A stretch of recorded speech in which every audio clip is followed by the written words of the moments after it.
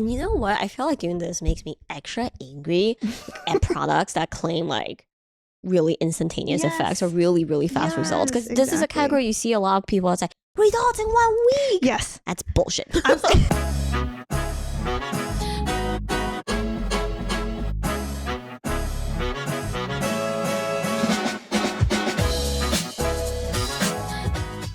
All right. Welcome back to the Chemist Confessions podcast. I am Gloria. I'm Victoria. And this is a podcast on all the skincare science we talk about on the daily. And today is a meets episode on post-acne care. Oof. Especially about acne scars. Oof. Yep, but before that, let's get into some nice words, but not really. No, today we're not doing nice words. Today we want to share a little bit and do a little bit of a reveal on all of our holiday kits coming up. One thing to note is this year we will have 6 kits, 6 curated kits total. We're really excited, and we're just going to hint at 2. We're each going to give which ones are, I guess, talk about our favorite. I think my favorite has to be... There's so many to choose from. Yes, there is. I think my favorite has to be interesting enough. This caught me off guard. I actually think it has to be the experiment. We have a kit called the Christmas Experiment, which comes with our full-size double play and also the Experiment Minis kit with a baby steps. And to me, this is a very comprehensive routine. Yeah. And it's a great way to dive right into the brand and understand our product philosophy. But it still has enough where you can experiment with mixing and matching and really figuring out what works for your skin. Yeah. I think the nice part too is that you get kind of an arsenal of our soothers to kind of go with and find your kind of sidekick to double play. So it should be really fun. I agree. All right. I think for me, the one I like, and it could be because of the pun that it comes with, is the Library of Appeal. And this is actually going to be our trio of acids. We have finally decided to kit these 3. In the beginning, I think Gloria and I have always been quite skittish because there are a few of you guys who have bought all of our acids. And we have wondered, what do these guys do with all 3 acids? But then we realized that a lot of our customers are truly like exfoliant super aficionados. Savvy. Yeah. And we've realized that by gifting these or by kitting these 3 together, they have been able to kind of use them truly as the tools we created them to be. Yeah. And that in whatever scenario they are, they have used their exfoliants that way. So like we have people that onboarded stronger retinoids. So they've moved to baby steps. Right. They have a congestion moment. So they've decided to do specialist. And they want that potent mask. So they're going to do gold standard. So y'all experts, this kit is for you guys. And I don't know. I think it's actually kind of fun. Yeah, it's funny because, Victoria's absolutely right. We've gone through this a few times. Like, should we put the acids together? Yeah. And they're like, who the heck needs all 3? And I actually find myself using all 3. It just depends, right? Like I typically, because I'm very tolerant, I do typically use gold standard. Yeah. But as my weekly rinse off mask. But there are days or like when Victoria and I are trying new formulas, new actives, I just don't really know how my skin will react. I'll dial back to the baby steps. Or I just don't feel like having a really high level peel. And I keep specialists around because even though I have dry skin, I don't really break out, but I am very prone to blackheads. So when skin just needs a bit of that spot treat, I keep the specialist on hand. So in a way, I do use all 3. So I think it's a great way to figure out what works for you. Yeah. So we're really excited. That's 2 of the 6 kits that we have curated that are completely new and just based on kind of our customer feedback. And y'all think we don't read the reviews? We do. And we take all that into account into how we're building out these kits. So look forward to that. And we definitely recommend, if you want to stay on top of the kit launch, to sign up for our email list. And you guys will be the first to know.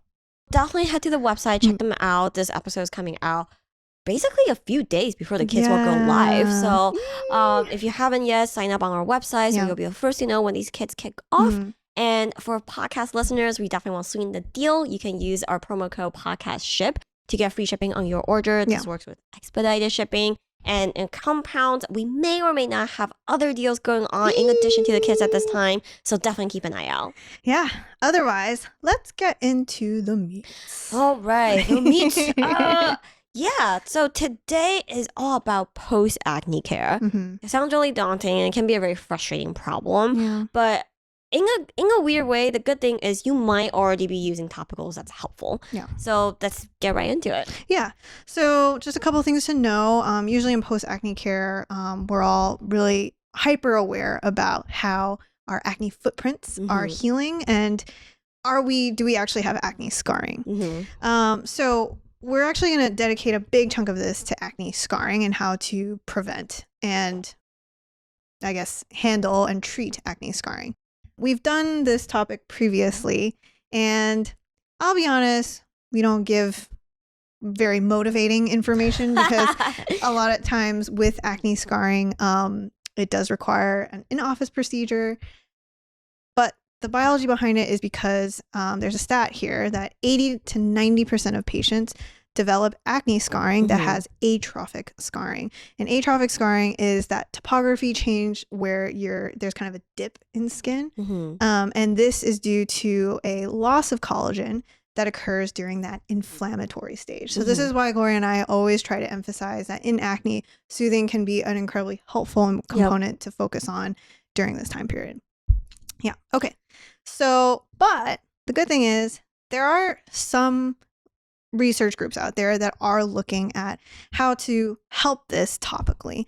And like Gloria said, good news is a lot of it we might already be doing. So we're going to start in the realm of retinoids. Yep. So of course, tretinoin being the prescription retinoid has been looked at in this arena. We found a study where they looked at patients that use daily application of tretinoin at 0.05 application of tretinoin at 0.05% for 4 months, resulted in a marked improvement in the superficial acne scars. So again, this is something that if you have acne, you might already be using. But even as your skin clear up, just something to keep in mind. You might want to just carry on with that treatment for a little bit longer for that extra benefit. Yeah. So that actually is kind of the cusp of the retinoid category. Where a lot of this acne scarring focus started building up was actually around adapalene. And it's really exciting and gives me a lot of hope. They actually looked at adapalene alone. And in one of their studies, they looked at a 0.3% adapalene gel. So this is going to be a prescription adapalene. They did an investigator and subject assessment. So they had a clinical expert and the subjects themselves assess their scarring, I guess, how their scarring is healing throughout this study. And then they found that skin texture and the atrophic scarring had improved. For subjects assessments, they gave themselves, they said, 80% of subjects saw that improvement, while the investigators saw that 50%. Oh, interesting. Yeah, so it's a big discrepancy. Yeah. And also for those of you who wonder why we don't weigh consumer perception studies as highly as true clinical tests, this is why. It's a good point. It's because investigators are trained to be incredibly critical. Yeah. The assholes of skincare, because they see all the little, I guess, they can see all the little marks and details and they know what to look for. Yeah. And I think with self-assessment, a lot of times there's a psychology component to it. Yeah. You are recruiting, you're being recruited for a very specific end result. So sometimes like the questions themselves may lead you to look for these things specifically. And you can kind of convince yourself like, yeah, it looks better. That's a really good point. All right. So, but that doesn't stop there. What we really like is this combination that we've done that is being looked at, and that is adapalene with benzoyl peroxide. And this study is, I think, the most relatable because you're able to purchase this in a drugstore. So one lab looked at the combination of 0.1% adapalene with 2.5% benzoyl peroxide. The study was done for 6 months. Small test, 31 subjects. And these subjects have active, moderate facial acne, and they must have 10 atrophic scars. Okay. So after 6 months of use, they use this once a day. They found that that the 0.1% adapalene group did help in preventing new scar formation. While this is split face. So the treatment side did see that it prevented new scar, where they saw an increase in scarring on the control side. That makes a lot of sense. So hopefully that gives everyone an idea of what maybe a drugstore adapalene level can do for skin and how long to use it for. I was going to say, because like this is, especially for acne studies, this is a pretty tiny study. Yes. It might just be like a quick indication, or like they're just trying to suss out whether or not this is something they should explore further. For sure. But 6 months is still quite a commitment for a study. Yeah. And I think the study that was the previous tretinoin study we talked about is 4 months. So again, acne healing is a long journey, and Victoria can tell you it's definitely not a you cure your breakout once and for all thing. It's a continued thing. Yeah. So if you're already on these actives, definitely stay the course. Even the skin is beginning to clear up. Yeah, I think that's the most important takeaway is knowing that in order to prevent more scarring from occurring, you must continue use. So it's a long journey with these topicals. And I'm sure Victoria also liked the study because they only use 2.5% BPO. You don't need 10% leave on BPO. You don't have to bleach every single one of your pillowcases. Yes, so many linens just gone. All right.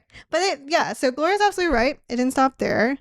Their next combination they looked at was 0.3% adapalene with 2.5% BPO. So this study actually was done for 24 weeks. Holy crap. Yeah. And same thing was used once a day. And let me just go through some of the results here. The subject group that they wanted to include must have at least 25 inflammatory lesions and at least 10 atrophic acne scars. Same thing, was treated half face while the other one was control. And they found that this combination had was significantly superior to the control in reducing the scar count and saw an improved percent change from baseline. The most important thing about these studies is that this combination is effective at both treating acne and treating acne scarring, especially in the 0.3% group, and also the prevention of new acne scarring, which is actually not something that is monitored in acne studies at all. Yeah, so I think it's super important. And between these two studies, you can also see the difference in level of efficacy between 0.1% adapalene and 0.3% adapalene. And I think in a way it makes a lot of sense. Like Victoria mentioned, part of the reason for scarring is that degradation collagen. Part of the benefits of retinoids is boost collagen production. So it's kind of it becomes a positively reinforced cycle. So carrying on with your retinoids, and this is where if your skin can tolerate, it might be helpful to consider dialing up in dosage. Yeah. So that's kind of the realm of retinoids in post-acne care. All in all to say is that I think people always kind of wish, like, especially if you're an acne person, it's like, oh, I don't want to keep, like, how long am I going to have to use these topicals for? Am I chained to this for the rest of my life? You know, like, it's tough, but then also know that there's benefits to that, especially in the healing process. We are in the next meet, we're going to get into glycolic acid, which is kind of a wild arena too.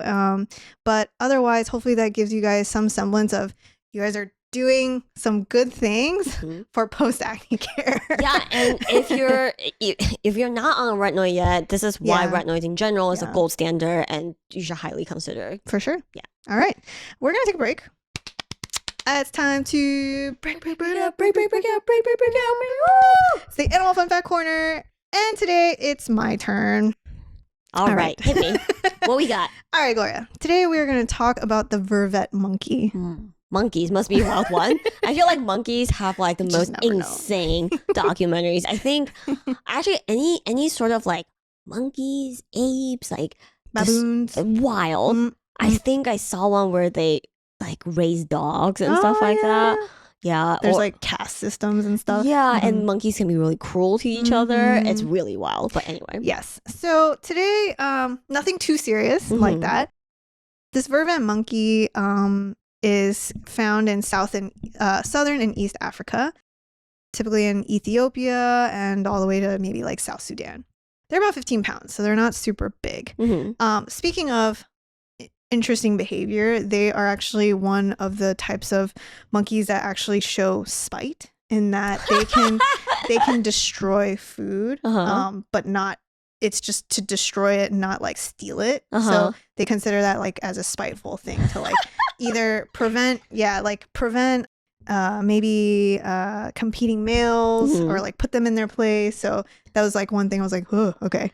Well, if there are any doubts that we are related to monkeys, spiteful creatures. All right.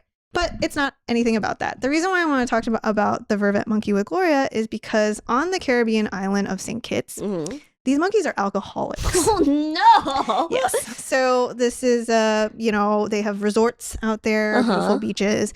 So these monkeys will actually roam the beaches and they will wait for vacationers to leave their drinks. Oh, legitimately will steal their cocktails. Oh my God. We created drunk monkeys. Yes, that's exactly it. It's an island of drunk monkeys. Oh no.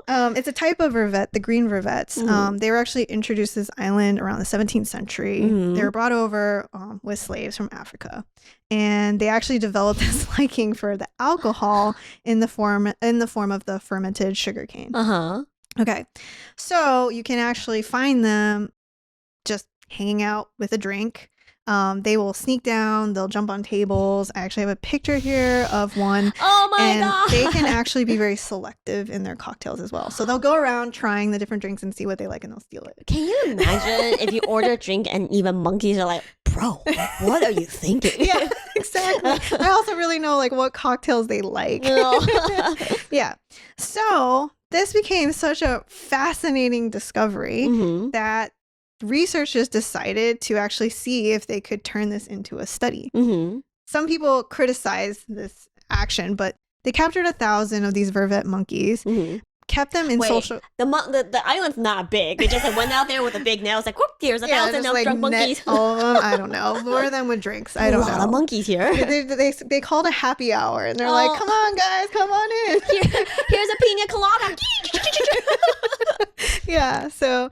And then they kept them in social groups and conducted research on their drinking habits. Oh my God. And they wanted to see if it was similar to humans. So it was really fascinating. And we'll share the link too because they actually published a paper on this. Oh my God. Yeah. And the whole thing. Yeah. The title is Voluntary Consumption of Beverage Alcohol by Vervet Monkeys. Oh, hilarious. Yeah. So it's legit. Okay. The most fascinating thing is that they were able to break these monkeys down into 4 types of drinkers. So you have the social drinker. So this is the majority of the monkeys. It's very human. Yeah. They prefer alcohol diluted in fruit juice, will only drink in the company of other monkeys, and not before lunch. It's so relatable. All right. Next, you have your regular drinkers. So this is 15% of the monkeys. They prefer their alcohol neat or diluted in water, not sweetened or diluted with fruit juice. Interestingly, steady drinkers do very well in social groups and are good leaders. They run troops well. They keep order well. They're very dominant. This type of alcoholic monkey is a very functional animal. Who wrote this sentence? Because they deserve a raise. That was a sentence I didn't expect to hear today. Yeah. A very functional alcoholic monkey. Regular drinker. All right, next, you've got your binge drinker. So 5% of the monkeys drink their alcohol fast, get in fights, and drink themselves into a coma. Just as in humans, there are more young males in this group. That's hilarious. If this group has unrestricted access to alcohol, they will drink themselves to death within 2 to 3 months. I can see where the controversy comes in with capturing these monkeys and then give them constant access to alcohol. It's like, ooh. Yeah, exactly. Ooh, Freddie just drank himself off a cliff. Oh, no. Yeah. And they say binge drinkers differ from regular or steady drinkers by their drinking patterns rather than by the amounts of alcohol they consume. So it seems like they're just like go hard, go fast versus the regulars are a little bit more even keel. So, and then they call it the teetotaler, but it's 15% of monkeys prefer little or no alcohol. So.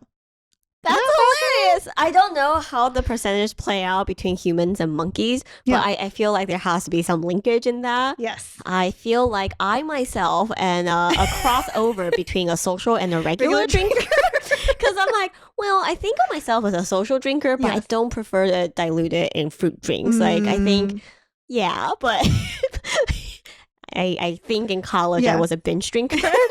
But that phase of my life have come and gone. We might have all dabbled in a couple of these categories every now and then. Yeah, exactly. Yeah. All right. And to wrap up, they really, they wanted to see if there was a link to human drinking behavior. They also find it interesting because obviously these monkeys there's no economic barrier to alcohol. So they want to understand that as well. But yeah, if you guys are curious about this study, definitely check it out. I was so amazed that they did this. I mean, okay, I don't know. I never sat on an ethics committee with these studies before. But when you mentioned economic barriers, I'm like, I bet you can train these monkeys to give you bananas for alcohol. Yeah, exactly. Yeah. So, oh my God, crazy. Yeah. The picture's hilarious. The vervet monkey, guys. If you guys are curious, or maybe you've been to this island, you're like, yep, I know exactly. That was crazy. I had to fight for my drink. I find the social drinkers to be really interesting. I'm like, what do they talk about when they get drunk? I'd love to see it, right? Would they tattle on each other like, oh my God, you would not believe. More communication happens, barriers, liquid courage. I don't know. That's hilarious. Yeah, great find. Going into the review episode already. Drunk monkeys. All right, we're going to get into me part 2. All right, let's do it. Yeah, and we're going to focus on glycolic acid because there's actually a lot here. Yeah, for those of you who experience actually any sort of scarring, a deeper or more intensive chemical peel is often recommended. Yeah. And there's a lot of studies done on chemical peels in general. So let's take a look. Yeah. So there was one study that I really liked that I had shared with Gloria. They wanted to look at, is there any benefit to doing high strength peels versus maybe doing like a 15% glycolic, actually twice daily. To be fair, we would say this testing scenario is definitely on the incredibly intense side. Yeah, yes, aggressive side. So we'll paint you the picture now. This is a study of 58 subjects. Females, our age group is 19 to 41, and they must have atrophic acne scarring. Remember, this is the scarring with the divots. So this can include boxcar, ice pick, rolling. You're seeing that topography dips. Exactly. Yeah. And they broke these subjects up into 3 groups. So you have your peel group, and these peel groups are performed bi-weekly. And how this is arranged and scheduled is kind of interesting. So first off is the face will be degreased twice with alcohol and acetone before applying the peel. And then what happens is they apply this peel. It's non-buffered. Okay. So they're applying this peel for just 2 minutes. And this will steadily increase every bi-week from 20 to 35 to 50% to 70% glycolic acid. Yes, Gloria. All right. Okay. I would like to have a really quick PSA corner here. When we say non-buffer free acid, this means business. What you get, we did a whole episode and a whole blog post on home peels. You can find things like 20 to about 30% glycolic acid where the pH is at 3.5. To give you context, if you don't buffer the solution, if you don't have a base in it, we're talking about a pH of like a 1 or like a 0.5. And pH is a logarithmic scale. So it doesn't mean it's like a pH of 1 and pH of 3. The difference is not like 3x. It's like 100x. So it's really important to keep that in mind. This was 100% done in office. You might be able to buy glycolic acid at this level online. Probably if you search hard enough. Yeah. Do not do this at home. Degreasing with alcohol and acetone is common practice in office. This is why sometimes we suggest you can use a clay mask or just wipe down your face really well to give it that similar type of effect. But this really intensifies the experience. Not for the faint of heart, I definitely don't do this at home. Yeah, exactly. And this is all obviously under expert supervision.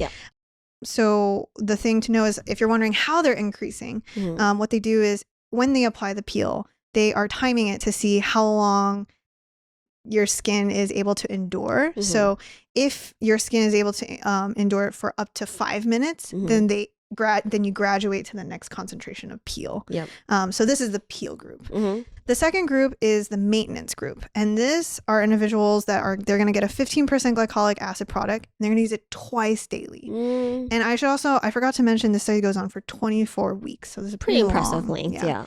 But I think twice daily exfoliant for me in my head, I'm like, that's a lot. Yeah. The third group is the control group. And they just get a blank moisturizer that they're applying twice a day. I just feel kind of bad, like the people who are like, oh my god, a study on acne scars. Oh, that's so exciting. And then you draw the hat and it's like, here's a moisturizer. Bye now. I know. Yeah. So, all right, let's talk about results. All right, let's go. Okay. So week 8. All right. This is when they're able to see a significant reduction in scar severity for the peel group. But this is where it's kind of wonky. It's not significantly better than the other groups. Interesting. So if you're kind of like wondering what does that mean, that's basically saying, yes, there is a benefit to using a peel at week 8. But if you compare it to the other groups, they're also okay too. They didn't get significant results, but they're also healing. They're like trending in the right direction. Yes. Okay. So then we hit week 16. And you're probably feeling like, this is a very long study. Yes, it is. I think we talked about this in hyperpigmentation. I think this realm and the pigmentation realm is when study lengths and the time needed has to be longer. Much longer. Yeah. So week 16, they saw a significant reduction in severity for both the group B and C, which is actually 15% glycolic acid and twice a day, moisturizer, and the control group. Interesting. Yes. So I think the takeaway here is that by week 16, if you are using a 15% glycolic acid treatment twice a day, you will see significant reduction. But your skin is also healing itself. Right. And thus, they're obviously comparing it to baseline. So, for that rate, I just feel like it's more like, everyone's on the up and up by week 16. Yeah. And the other thing to keep in mind is the peel group still has not seen significantly better results than the other group. And then at this point, they're like, I felt like we're getting gypped. I'm coming at twice. I'm coming every other week to burn my face. Yes. What the heck? Exactly. Then we hit week 20. And by week 20, the peel group has had 10 peels. That means that these subjects on average are getting about 4 to 6 applications of 70% glycolic acid at this point.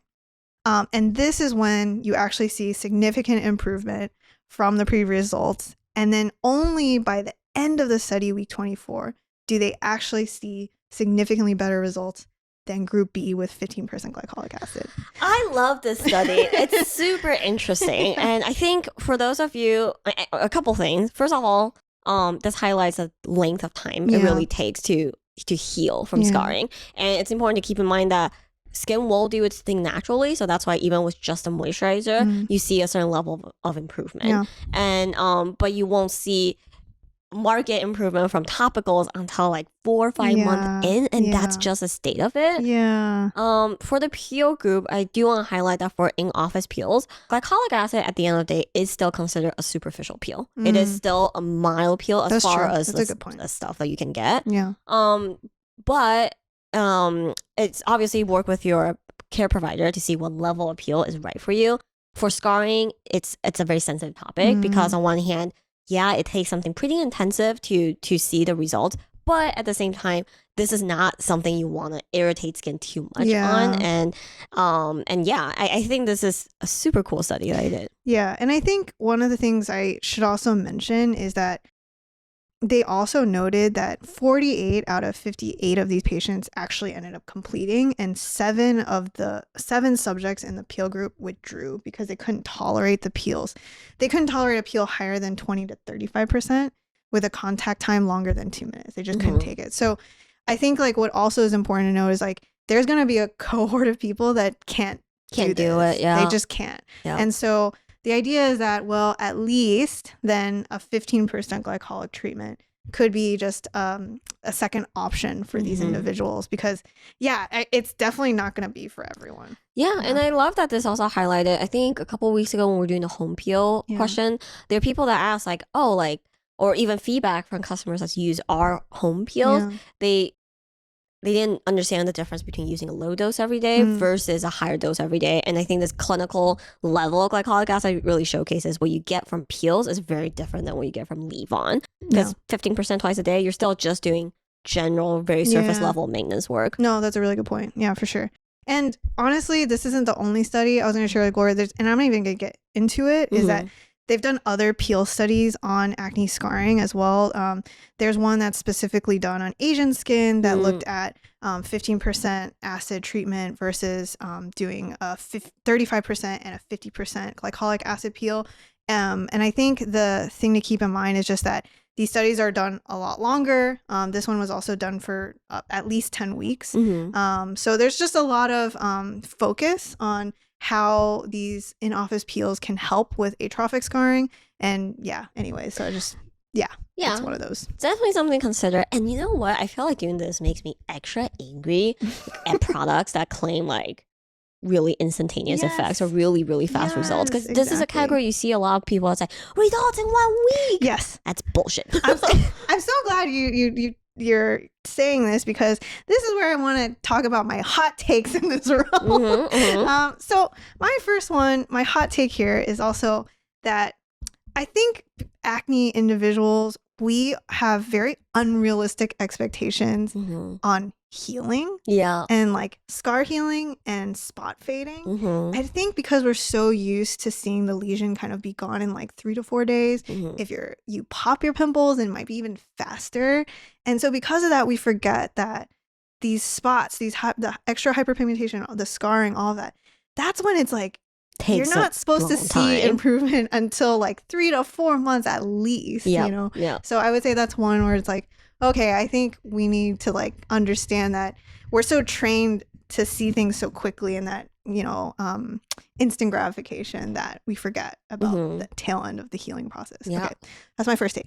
Second take is, I think salicylic acid is super overrated. Right. We haven't talked about salicylic acid at all this whole time. Yeah, and it's more because I'm annoyed that every time, and I understand why they have to do it, is any acne launch is going to have sal acid as a drug in there so that they could claim acne. But it's just because of that everyone thinks you need salicylic acid, and I think it's really overrated. You know what's funny you said that, because I feel like salicylic acid is one that has like a cyclical revival every 10 years too. And to me, don't get us wrong, it's a great way to supplement your acne routine, but it's hard to, it does its thing, right? But what it does is a little limited, or more limited than you think. And sometimes people kind of blow it out of proportion and treat salicylic acid like the mecca, the holy grail, And what I find sometimes it kind of sets people up on the wrong foot is like they think salicylic acid is like the gateway into acne treatment. And you're starting to build your routine around salicylic acid. When I feel like you should already, you know, go ahead and start looking at adapalene or BPO and then build your salicylic acid around that instead, right? Like I feel like that would be, anyways, salicylic acid, man. Okay, next one that Gloria has heard me say multiple times is BPO is very underrated. Yep, I've heard this a few times. I think it gets a bad rap because Proactive used to put that in everything, and then it's like the pummeling of it. And so people just think it's really harsh and drying and bad for you and all these things, and actually it can be really helpful, and it has some really great data on tackling multiple aspects of acne. Yeah. And I think this is starting to turn into another thing that needs to be on t-shirt or something, which is, I don't think you need 10% BPO. Nothing wrong with the low dose BPO. We're past clean and clear. We're past the rapid action 10-minute and be gone like 10% BPO products. So okay. And then finally, Gloria's get to hear me stand on my podium and say, I think acne individuals are preyed upon. And the reason why I say this is because if you try to do a product search or you go to a brand's, like, you know, and you're trying to sift through their, you know, product offering, a lot of times you'll find like an acne category, but then it has nothing to do with acne. Like a lot of it's just them like positioning maybe more, I don't know, lighter moisturizers or like a gentle cleanser. And I just feel like that's not really helpful. You know, it makes you feel like, oh, I need to change my regimen to cater to my acne. I just don't necessarily know if I agree with that. Yeah, I totally agree. And I think again, this is where like people who make claims, we get it, like people want to hear a certain type of claim, and then some brands are way too happy to cater to that, but it ends up just really misleading people and frustrating everyone. Exactly. And I think the point of me saying this is that, you know, the goal is you should, you know, if you, let's say, suddenly starting to deal with breakouts, you shouldn't feel the need to start changing out all your existing products. This is where you want the actual acne topical to start doing the work, right? You want to see how skin's improving with the topical before you start saying, all right, that's it. I need to completely remove all the oil from my skincare routine and then, just change everything and start from square one. Yeah. All right. Any last tips, Gloria? Keep calm and carry on. Oh, we said this before, but sunscreen. Yes. Something we didn't talk about a lot this episode because we did already cover hyperpigmentation. Is that's other than topography, pigmentation is the other aspect of scarring. Yes. So sunscreen is super duper important here for those reasons as well. Because if your hyperpigmentation gets worse, the scar will appear to be more severe. Totally. And we'll leave you with this one other piece of data that I thought was very helpful is that per type of atrophic scarring, there are recommended treatment options in office. We'll show this chart here from, it's very helpful and it shows how, an ice pick scar may be better off with a chemical peel versus, rolling or box scar where we might need lasers or dermabrasion instead. So this is the kind of, it's not necessarily for you to take this and like, go to your camera and say, I heard on the interwebs that I need this. Yeah, but hopefully that will help tailor your research and you can start asking more pointed questions and have a better conversation with your derm on treatments for this. But yeah, we did find this chart to be semi-helpful. Yeah, and it also showcases the complexities of scarring and why you should be wary of really blanket claims made by topicals. At the end of the day, I think a lot of acne individual does have sometimes a blend of these things. Yes, one more predominant than others, so on and so forth. But it's still a great place to start the conversation. Yeah, totally. Otherwise, to sum up, hopefully this episode helps you guys feel like at least topically what you guys might be doing is already helping. Yes. And ultimately, consistency and patience is the key here as well, just like hyperpigmentation. And otherwise, definitely team up with your derm. Ask the right questions, have that conversation about how's your acne going to be healing, and that will all give you a better sense of how your whole acne situation is shaping up. For sure. But otherwise, we've reached the end of the episode. Yay! Almost at the end of the season. Just 2 more to go. Crazy.